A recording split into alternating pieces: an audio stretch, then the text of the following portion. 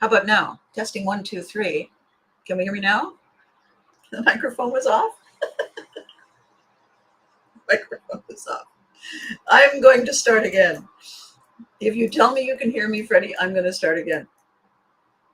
My name is Abby Haggard. Here we all are. It's a rainy day, and I'm in my cozy, orangey, bright, positive, cheerful office. Mom Costume says hi. Care Bears say hi. All the other accoutrements, all the shoes, darling, say hi.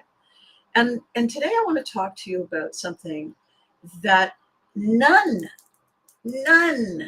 of the motivating people talk about. I want to talk about something that always hits us. Kelly, can you hear me? Can you both hear me? Say something, somebody, so I don't keep blathering on with nothing going on.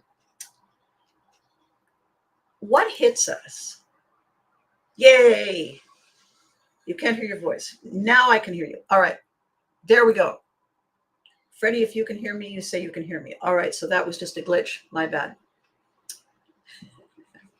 Talking with no sound. One of the things that happens to us. Thank you, Freddie. You are my shining star. Kelly, it's so awesome to have you here. So awesome to have you here saying her lips are moving and nothing is happening. It's a subtitle of a book, right? What I want to talk about today is best intentions that hit a wall. And it's a metaphor for a lot of things. And what I was saying when nobody could hear me was that my career, which was doing very well for quite a long time, hit a wall resoundingly. And I had accidentally overexposed my career, and I couldn't get any work. I found a workaround. I joined an online agency and I became a writer. And I had clients all over the world all of a sudden. When I realized that there was a niche market for the kind of thing I was doing, which was basically a combination of hand-holding, therapy, mentoring, brainstorming, masterminding, I decided to create a boutique publishing service called AH Publisher. AH, of course, for Abby Haggard, but also And the whole point was, I know where the path is.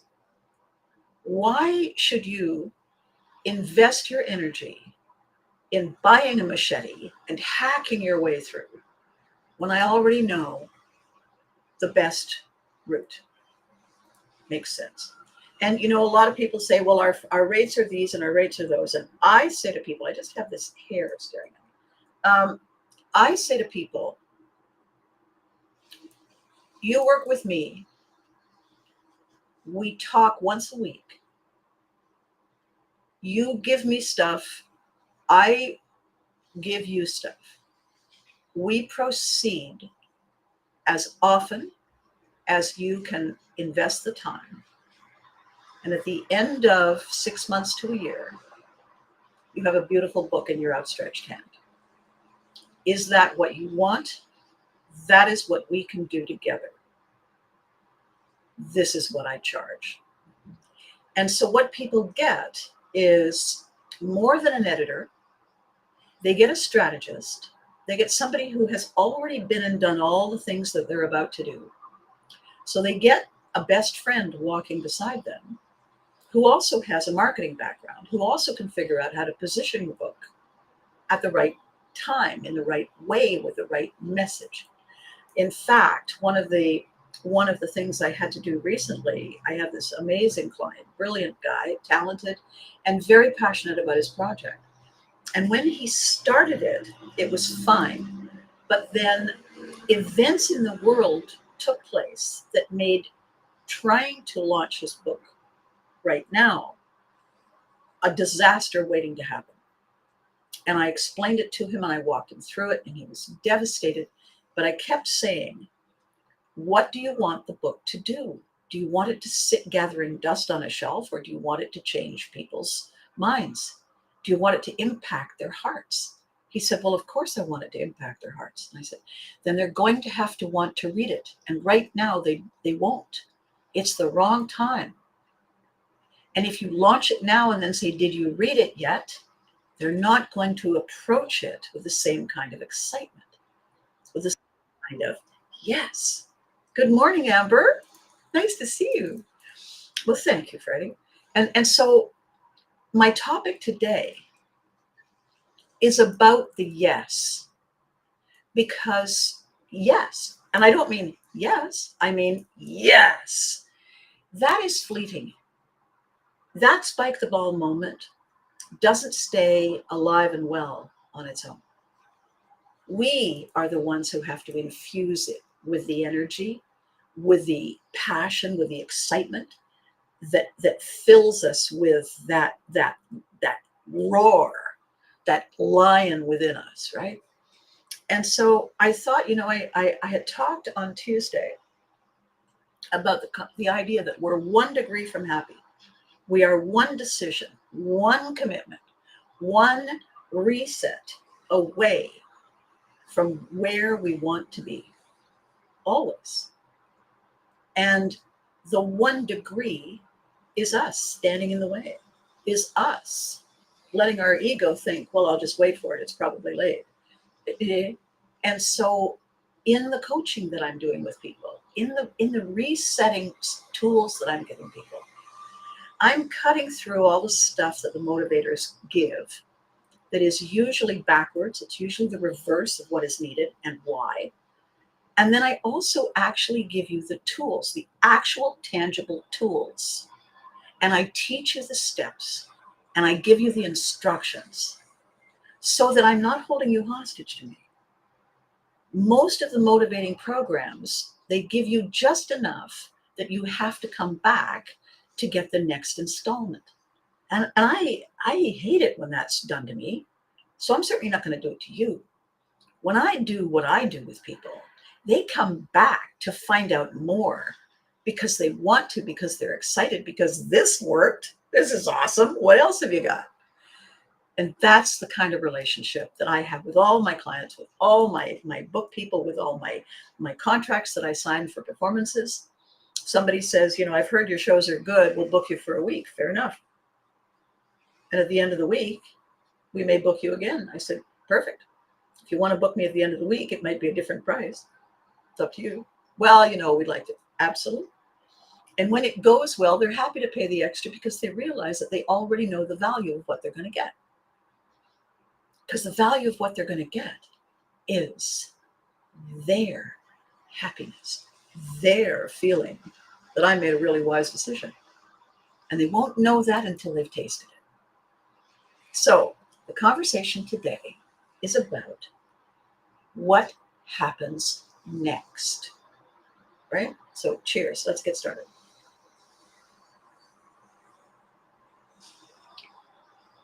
I'm going to get started with you, as I pretty much always do, is tell you a story. I was in a number of stage shows in college. I discovered acting in college. Amazing. And the fellow who was my theater teacher was also a playwright. And he was producing a show at a theater outside of college. And he said, the hell is that? I want to go on the other side. Anyway, he offered me a role in the show. And it was a really cool, interesting, different kind of play. And I'd never done anything like it. And not that I'd done a whole lot of theater anyway, but I'd never really tackled something like this. And this extraordinary thing happened. It blew me away. On opening night, nothing went wrong. Everything worked. Everybody entered and exited when they should. Everybody hit their marks. Everybody picked up the right prop. Everybody said the right thing at the right time. And the audience all behaved as though they had been at the rehearsals. They got it. They laughed. They applauded. They cried. Everything was magic. Now, I have to tell you that if you've never done live theater, the excitement that comes from the audience being there on opening night, the excitement in the cast, the excitement in the whole crew is the product of days and days and weeks and weeks and weeks of preparation, rehearsal, practice, learning the lines one stinking word at a time. And then the readiness, and then we're backstage and it's the Bugs Bunny theme song, Overture, right? It's so exciting. You go out there and you're like 8 feet off the ground. You sail through it, and then at the end of the day, wow, at the end of the show, wow. That's just any show. This show was perfect. So any show, the challenge is to bring the same energy and the same anticipation and the same level of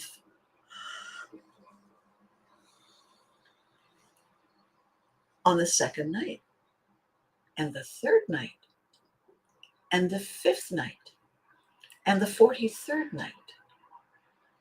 Why? Because every single person in the audience on those subsequent nights, for them, it's their first night. Imagine if this were possible. You meet someone, they're amazing. Things progress, and you have that first kiss. Ta-da! For both of you. What happens if it's your first kiss with them, but somehow in the layers of reality that we all apparently live in, it was the 43rd time they had kissed you? They wouldn't bring the same novelty, the same wonder, the same innocence, the same magic. You would be feeling it, and then you look at me and you think, what's wrong? Nothing, no, it's great. No, but it's not. Oh, yeah, no, yeah. Except that it isn't for them. Somehow, it didn't feel like their first kiss. That's what happens on a second and a third and a 43rd night when the audience comes to see it for the first time, and they get the feeling that the cast, who are keen, but they're kind of going through the motions. And it's a letdown. Because the audience thought we were all going to be in this moment together in the same way. I am. What's wrong? What's going on? And it's weird. So the story of this opening night, it was as I say, it was a kind of play that I had really looked forward to doing, and I was having an amazing time in the prep for it, the rehearsals, and the cast was amazing, and our director was like, everything was just great. I mean, life, stuff, but it was awesome. And then on top of that, the show itself was perfect. And I walked off stage after the curtain call, and I'm standing there backstage, and everybody's standing looking gobsmacked. They don't know what it is, right? And the director came to me and he said, come here, I want to tell you something.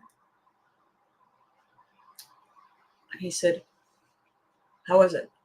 And he said, I said, I haven't got a word for it. He said, okay. So this was opening night, and you've had an opening night before, but there was extra on this. And I said, yeah. And he said, I watched very closely. It was perfect. And I said, right? I didn't know if it was just me. And he said, oh no, it was perfect. He said, I'm pretty proud as the director seeing it. And he said, I'm going to tell you something that you need to understand now. You now know clearly what magic is. If the conversation were today, he would be saying, you now know what Magic 2.0 is. Because it wasn't just opening night of a really great concept show. It was opening night of a really great concept show that had no flaws. And he said, you've tasted it. You like the taste? And I said, oh yeah. He said, okay, I need to brace you for something. You're going to spend the rest of your life waiting to taste it again. Finding a way that taste will come. Not chasing it, but working toward it. Identifying it, setting up the details, setting up the ingredients, and then doing your best to get it. That's your life now. And I said, you know what? I'm in. If that's the pot at the end of it, I'm in. If this how I feel right now is the reward, the prize, the outcome, 100%. And he said, okay, so don't be disappointed when there are people who can't handle it. And I said, why wouldn't they handle it? Why would anybody not handle it? And he told me the thing that I'm going to walk you through today. He said this, and I won't editorialize it. He said, when people taste something that amazing,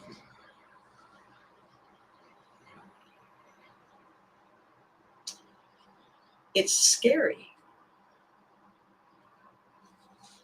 because they now know what they want. They can see it. They tasted it. They felt it. I said, how can it be scary? He said, because to have it again, you have to commit to it. To have it again, you have to be ready to prioritize it. To taste it again, something has to happen in your head that says, this I deserve. This is who I am. And a lot of people will take a step back from that because it feels too good to be true. A lot of people will take a step back and say, look at what they normally have and normally do, and they will say, you know what, it's not that bad. And I said, are you kidding? And he said, no, I'm not. I've taught a lot of people. I've worked with a lot of people. More people will settle than soar. Because it's easy? He said, because there's no surprises. It fits. It may not fit well, but it fits. It may not be their favorite food, but it's not bad. It'll do. You can heat it up in the microwave and pour some sauce on it. I said, that's a half life. And he said, yes, it is. Yeah. And more people are living half lives who could be living full lives because they don't understand how easy it is to make the shift. They think it's huge. They think, oh my God, it's going to be a lot of work and I don't know what I'm doing. I'm going to look like an idiot and I don't have the time. And besides, you know what? It's not that bad. Except that they know they're lying. And every day after they do that to themselves, their life gets a little bit smaller and the light gets a little bit dimmer. Not big, just a little. Until one day, they can barely see that opening night that was perfect. They can sit around and talk about it. But it's hard to remember the details. Oh, yeah. Yeah, I could have been a star. I could have kept with it. But, you know, I had stuff. I didn't have time for it. I mean, really, you know. Besides, no guarantees. We've all heard people talk like this. And I sit there when they say things like that, and I say to myself, well, there are no guarantees of anything. The only guarantee that the sun will come up tomorrow is that it came up today. And even then, if the brass ring is right there, are you telling me you'll just hang on to the pony and go around the merry-go-round again? Are you telling me you wouldn't hold on with one and stand up and grab for it? Are you telling me that? Apparently, yes. So when I decided to talk about this today, I have the most ridiculous simple win hack. You're going to watch me talk about it, and you're going to stare at me and say, you're kidding, right? You're going to write in the comment, Amber, it's your birthday. This is birthday month for you? Darling, you need to celebrate every day. Have you not heard this lesson? Sorry, I'm segueing, folks, but this is an important thing. These are birthday days. So, Amber, here's how it works. You celebrate birthday month, and it's a very selfless thing to do. And here's why. See, when you tell people July is birthday month, and they say, oh, happy birthday. And you say, the reason I celebrate all month is so that nobody feels terrible and has to say, happy belated, I'm sorry I missed it. They have 30 opportunities. 3 days, 7, 31. They have 31 opportunities. I also say, the reason I do it is that it gives you 30 days to practice for the big gift that I'm going to get on the actual day. And that always gets a laugh. What it also gets is people saying, you know, that's a good idea. I think I'm going to do that. So happy birthday month, Amber. And tomorrow it will be happy birthday month day 4, right? And you can say happy birthday to me for the remaining 30 of the 31 days legitimately. Well done, you. You know how annoying I am when it's my birthday, which is, by the way, April 16th. Not that I'm putting it out there this soon. I start when Aries begins, which is on the 20th of March. I celebrate all the way through. And then when Taurus comes along, I invite them to join the party. So,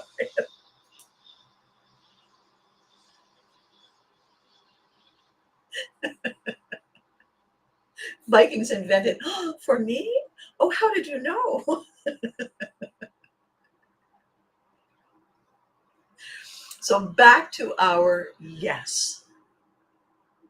The question for the theme for the video today is, I wrote it down. What if I can help you get your yes back?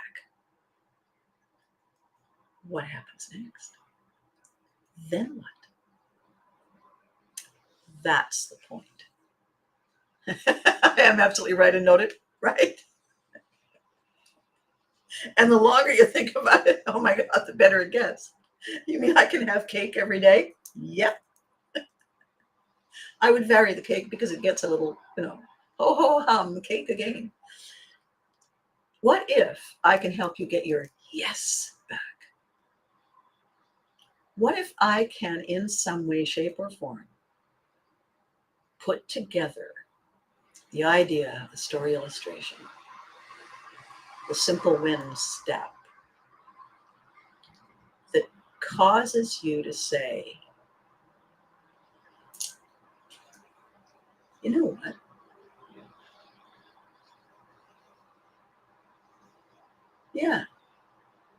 Yeah, I'm in. Yeah, I'm in. What do I do?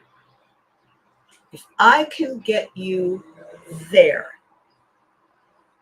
if watching this video and I just walk you to that moment, and you on your own, I can't force it, but you on your own, with me saying, what if? Want to know what happens next? And the little voice in the back of your head says, yeah, Yeah, I do. Bring it. Here it is. You know, all these people who say the mantra stuff and the motivational stuff and the manifest stuff. By the way, you know what a manifest is? A manifest, look it up. It is the list of stuff that has been loaded onto a ship. The captain, the whatever it is, guy, checks it all off as it's being loaded onto the ship. Checks it all off against the list of what is supposed to be there. That's the manifest. Manifesting would be checking off the manifest list of tangible stuff that already is on board. Ta-da. So manifesting is not seeking something out there. Manifesting is checking to make sure it's on board before we leave port. It's not something you dream of. It's something you confirm. It's something that you make sure was properly loaded, is secure. When we hit a wave, that thing isn't going to fall over and tip the boat. That's what a manifest is. That's what manifesting is. Isn't that an interesting aha? So I'm telling you that because manifesting is not a me looking out over there function. It is not a me chasing an external. It is me verifying what I already have.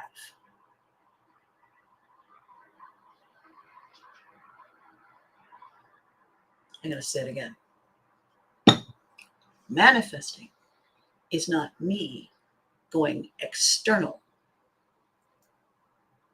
to beg, plead, or acknowledge, or command, or own, and draw it to. It's not the law of attraction. I don't know if there's a law. It's the law of confirmation. Got it, don't got it, don't need it. That's manifesting. It's already ours. The reason we manifest is to make sure we know where it is. And if it's in a good place or not a good place. We make sure we know how to go get it when we need it. That's manifesting. It's an internal verification, not validation, verification process. Right? Does that make sense? You can look it up. You can look up manifest. It's going to say what I just said. The popular redefinition of manifesting is like a hocus pocus, wave the wand, say the magic words. Don't say it this way, say it that way. If you say it this way, it's going to cause that. What on earth are they talking about? If you got the list, you got the list, you know? I've got a thing. I have a to-do list thing. It says to-dos, and I write stuff on it. Okay, so, gosh, I hope it's here. No. Is it there? You've seen it? Did you touch it? Yes. Is it broken? Is it wet? No. Okay, check. You sure? When I go down there, is it going to be there? Yeah. Okay, check. That's manifesting. If you don't trust the person, you go down and check. There it is. That's manifesting. All this other stuff that people are telling you, they're guessing. They don't know. They're putting all kinds of fancy stuff on it to make it complicated. It's not complicated. My dear, sweet, fabulous television child, Alistair. No. We started on the show together, same episode. Amazing. He said to me one day, you know, as a grown person, said to me, we were having coffee. He said, you know, I've realized that life is very, very simple. And I said, have you? And he said, yeah, it is. You know why people have a hard time? And I said, why? He said, because they go out of their way to mess it up. They go out of their way to make it difficult. And I said, so proud. We go out of our way to make it complicated. These motivator people, they tell you the wrong stuff. They tell you in the wrong order. They give you the magic, weird stuff you have to do. And then they don't give you the instructions. So you have to come back and give them more money. I don't want you to do that. I want you to have so much fun, learn so much that you're going to say, can we do anything? Can we do it again? Yes. What else is a problem? Let's go fix that. Yes, let's do that. Let's put all the controls in your hands. I teach you how to drive, give you the keys, make sure you've got the insurance, give you a hug, pat you on the head, wave bye-bye to the car.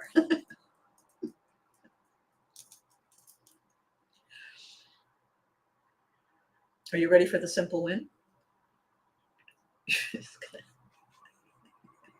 Hang on. Okay. Here's the thing. I'm going to ask Amber. It's your birthday. I want to ask you. Yes, yes, yes, Amber. Alistair is a very smart man. Good morning, Daniel. Amber, I want you to give me a word like the name of something that makes you happy, something that just makes you grin all over your face. Right? You give me the word, and I will tap dance and promise not to sing while you come up with a word. Okay? But you come up with a word because I'm going to use your word. So here's what I'm going to do with Amber's word. So I won't have heard it first. We didn't set this up. It's her birthday. So we're going to do this exercise with her. And Freddie, you're a witness. You know perfectly well that I have not ever done this before because you watch all of my videos. Yabba dabba, Daniel. All right. Hurry up, Amber. Hurry up. Give me a word. So here's what we're going to do. Amber's going to give me a word that is the meaning of something that just makes her deliciously happy, something that makes her smile, something that makes her say, yes. Okay? Have I put you on the spot, Amber? Are you now desperately trying to think of it? If you're desperately trying to think of it, Daniel, you do it. Freddie, you do it. We'll show Amber how it's done. Come up with a word that is the word for something that makes you happy. Here we go. Here we go. It's going to come up. It's going to come up. Amber's on it. It just takes a second for this thing to scroll up. So I'm going to wait for a second here, because here's what I'm going to do. I'm going to physically show you how it works. I'm going to physically show you my children. Okay. Okay. Here's how it works, my children. First thing in the morning, last thing before you get in bed, you're going to go and stand in front of a mirror. You're going to look yourself directly in the eyes, and you're going to say, my children. And you're going to smile at you and look yourself in the eyes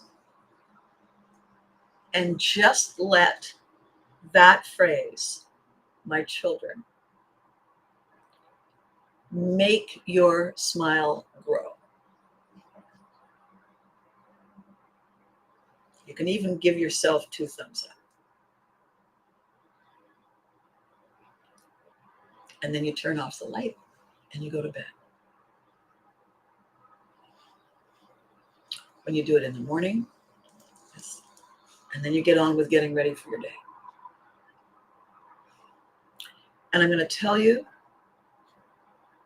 how it works. I'm going to tell you why it works.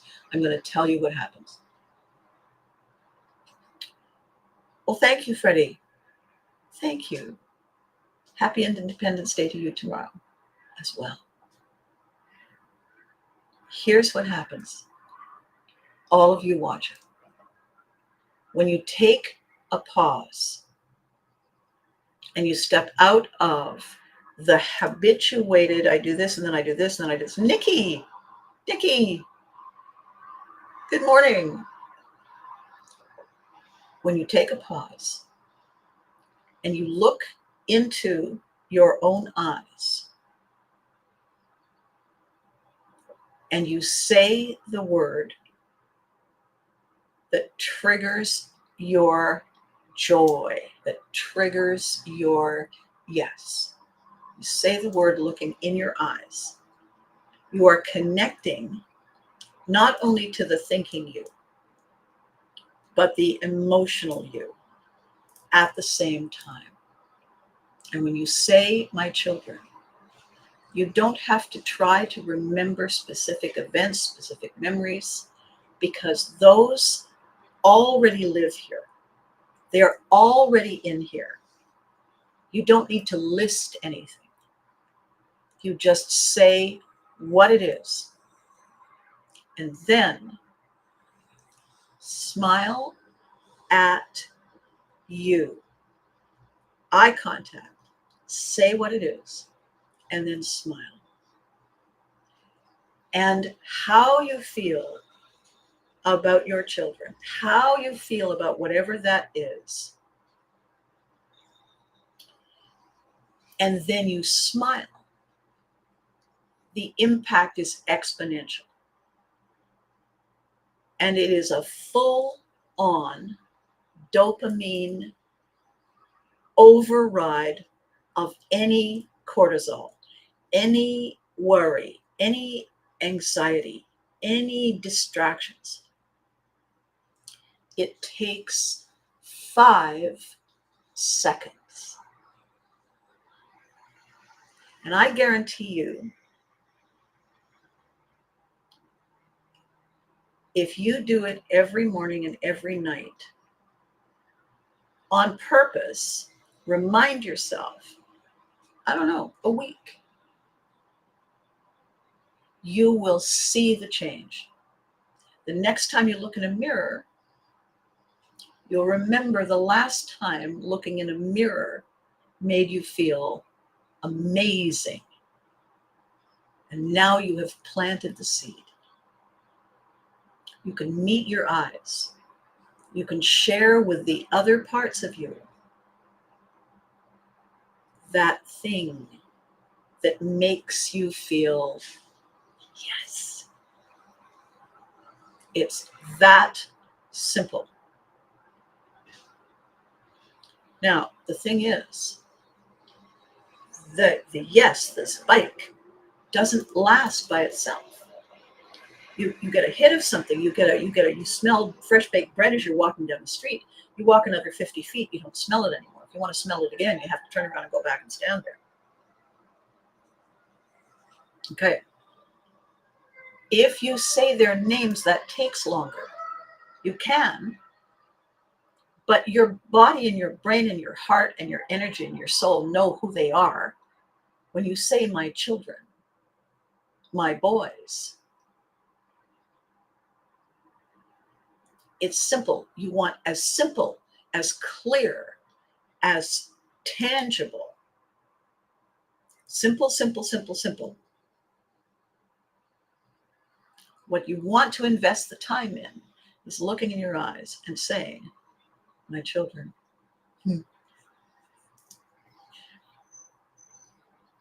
I guarantee you're going to feel, you might even tear up. And then you get on with your day. And you do it again at the other end of the day. And you do it for a week. And you will realize that we have the ability When we give ourselves 10 seconds, a couple of seconds to go to the mirror, a couple of seconds to come back from the mirror, so it doesn't disrupt our day, we have the ability to go and look in our eyes at our checklist. And there it is. And when we say it, we're checking it off. We know it's there. We checked. We looked. We said so. And then we went,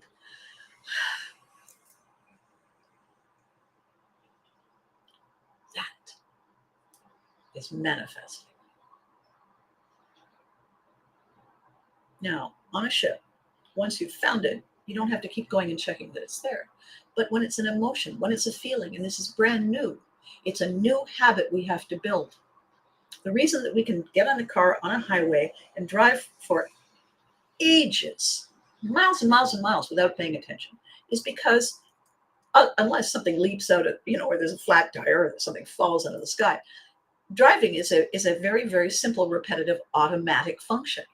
That brain can do it. That's why we can end up at a destination, have no idea about the last 10 miles. This is not that. And the analogy I want to give you is this, okay? If you've ever, I was going to say amazing as well, great minds, I think so. Okay. Thank you, Nikki. I want you to remember for a minute, anytime you may have had, or a friend has had, a puppy or a kitten or a gerbil, a bunny rabbit, a little one that got lost or got scared temporarily. And when they find the puppy, when you found the kitten, what you had to do to reassure this frightened, lost, scared, exhausted little creature who doesn't have a lot of tools or practice or awareness of anything because it's brand new, you had to do a few special extra things. You maybe cuddled them a little longer. You might have given them more treats than you normally did.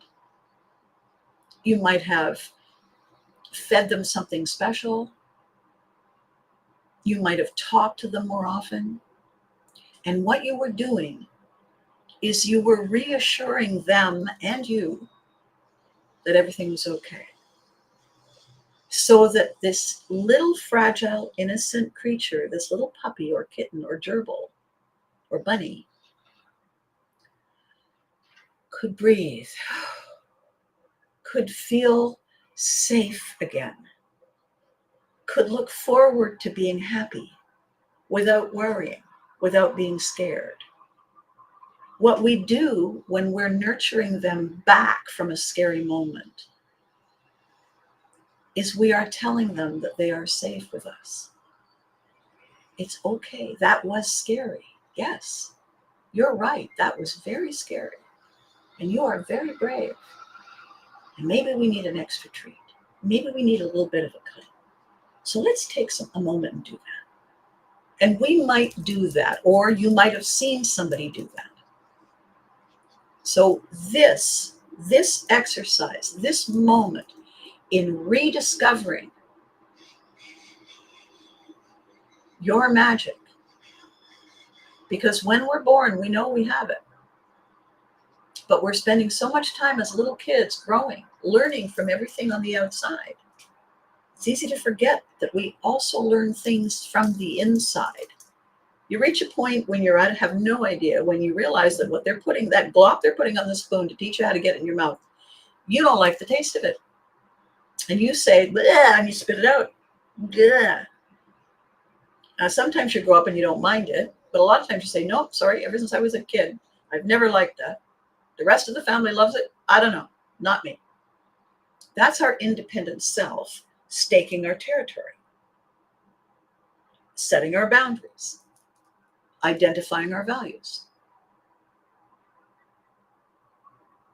We do that at the same time that we are learning from others So we're learning from others, which is external, but we're also learning from ourselves and verifying with ourselves. Do we like that? No, I don't like it. I didn't think we would like it. All right. So then we're not liking it. No, vote. No. Okay. That's the internal conversation we have with ourselves all the time, awake and asleep. I talk to clients and I say, do you know the WIFM song? The what? The WIFM song. Have you ever heard the WIFM song? No. WIFM stands for what's in it for me. If I learn how to eat that, what do I get? Basically, when I teach you how this works and you decide to try it and you like it, oh, you like it? Well, that's what's in it for you. Oh, you didn't like it? Okay, then I'll teach you something else. And if you don't like any of it, no harm, no foul. But I'm telling you that to build a habit requires repetition. The definition of success is simple action repeated over time. Simple action repeated over time. If you ate 5 Twinkies every day for a year, you would succeed in getting fat, having cavities, and probably health problems. Guaranteed. That's success. If you do push-aways, which is pushing away from the table or pushing away from the shopping cart or pushing away from the temptation, if you do push-aways every day for a year, you are in charge. Nikki's saying, I write so many lists, creative ideas, thoughts in a notebook. It's a super helpful way to, yes, yes, yes. So, Nikki, this is not a list. This is not you having to actually physically check a manifest. But Nikki, what Nikki is doing is she has chosen to organize her life. And therefore, since you do that, Nikki, you would agree with me that a list, a manifest, is the items on a piece of paper that you can refer to. Did I go to the bank? Oops. Here's me going to the bank, hopefully before rush hour. Do I have food in the fridge? Those are list questions that you take care of. What I'm telling you is to achieve, yes, it is a 5-second habit that I'm asking you to do twice a day, in the morning, first thing when you walk into the bathroom, at night, last thing before you leave the bathroom. Have a word that describes something that makes you full of yes. One word. Look yourself in the eyes in the mirror. Say the word. And then allow yourself to smile at the whole collective of memories that that word represents. Eddie's on. I see Eddie. Hey, Eddie. What if you said, Eddie, my guitars? You, first thing in the morning, last thing at night, go in the bathroom, turn on the light, look in the mirror and say, my guitars. And then just enjoy what that means to you. Smile, 2 thumbs up. And then carry on. Last thing at night, do the same. Look yourself in the eyes in the mirror. Say, my guitars. And then go to bed. Changes everything. Changes your mindset. Changes. It's not a mantra. It's nothing like a mantra. It's not a hocus pocus. If I do it, it will come. No, it's not a mantra. It is you connecting to you. It is you putting everything aside for 5 seconds and thinking of one thing that owns your heart. That's not a mantra. A mantra is an out there thing that we choose to believe in. This is real. This is tangible. The thing that brings you yes. Definitely not a mantra. This is real stuff. You look yourself in the eye and you say it. Maybe you were working out. You got on the scale. You measured yourself. I don't get on a scale anymore. I measure myself. It's the inches that count. Doesn't matter how much I weigh if I can't get into my pants. I measure myself. If I've lost the inches, well, whatever it was, 2 inches, I walk into the bathroom. I turn on the light. I look in the mirror and I say, 2 inches. Yes. That's it. That is how we own the joy that is us. That's how we get back to it. That's how we prepare ourselves when an opportunity comes along. And somebody says, what if? That's what gives us the energy and the understanding and the confidence to say, you know what? Hell yeah. Yeah. Bring it. That small thing is your yes. Do we backslide? Yes, we do. Why do we backslide if it's so magical? Because we get system overload. We're doing too many things. We're trying to juggle too many flaming chainsaws. We hit turbulent seas. We have crises happen. And we can forget. And when we forget that we have this, of course we revert. Of course we go to the fridge. Of course we go to whatever thing it is that we do that's a little self-destructive. Do we then invest a whole lot of time, a stalling tactic to beat ourselves up for doing it? Probably. Why? Because we think somehow we failed. Oh, we got overwhelmed. Did you check the manifest? Oh, God, no, I forgot. Damn it. Okay, well, don't stop. Just go check. Take the thing. Just do it. Don't make a deal out of it. Just go do it. My dad always used to say this: unhelpful always knows helpful.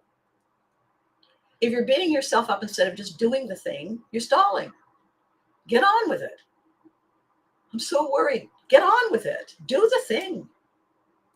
Worry is an exercise in trying to control something.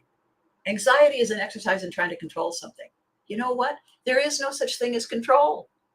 It's an illusion. The best we can do is leverage stuff. See a tsunami wave, get behind it, ride the crest, allow it to carry you to Wyoming. Life is simple, says Alistair. People can't resist making it complicated. I'm telling you, Vikings invented the simple win. Why? Because there was only so much room in a Viking boat. There's only so much room in our boat.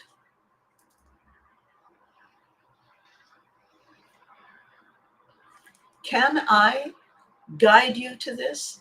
Can I elevate your understanding of what you can do and do already? Can I show you how it works? Can I give you the instructions? Can I do it? Yes, of course I can. I've been doing it. This is episode 372. And for all the clients that I've had over the years and all the audiences and all the students, actors and people who've needed a new business, a new brand, a new way of thinking and feeling about themselves. Yes. Yep. How long would it take me to do this with you, for you? 6 weeks. We meet once a week. At the end of the 6 weeks, you'll know how to do all the stuff. It's not a big deal. It's not expensive. You put in what you want to put in to get out what you want to get out. I said to people well, how long does it take to do a book? How much time do you have to invest? If you want to work with me every week and you want to do the homework in between the times we work together, probably 6 months.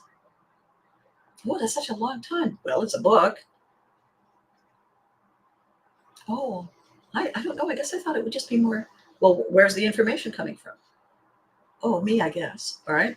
Have you done this before? No. I've done it before. If you don't have a lot of time, it'll take a year. I worked with a man who refused to own a computer, and he didn't have to, by the way, because he was 93, and he said, I've never owned one, and I'm not starting now. And it took us a year and a half to do his book, and he didn't mind, and neither did I. And it's a beautiful book. So with that, my darlings, I'm going to love you and leave you until next week. You have your marching orders. If something about this triggers a curiosity, you know how to find me. I love the way you're all talking to each other. It's so fabulous. And if any of you are in Ottawa on the 20th of July, I'm doing a live fan event. And if you're in Ottawa and you don't come, you and I are going to have a conversation. All right. So between now and next time, you know the drill, right? Be good to you. You deserve it. And remember to hug your loved ones because they deserve it too. And thank you. Thank you for making this possible. Because without you, you know what it is? It's a rehearsal. Catch you next time.